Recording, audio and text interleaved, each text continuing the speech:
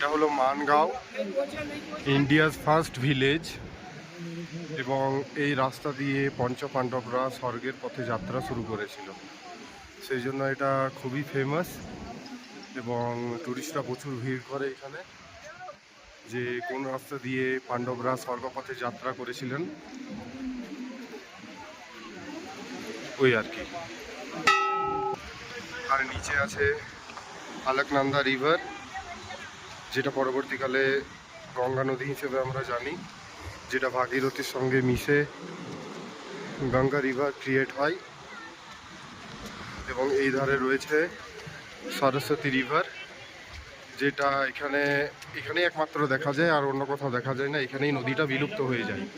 এটা সরস্বতী, বাট এইটা আলকনন্দা। সো চলা যাক এবারে সেই পথটাতে, যেখানে যে রুট ধরে আর কি পাণ্ডবরা স্বর্গের পথে যাত্রা শুরু করেছিল।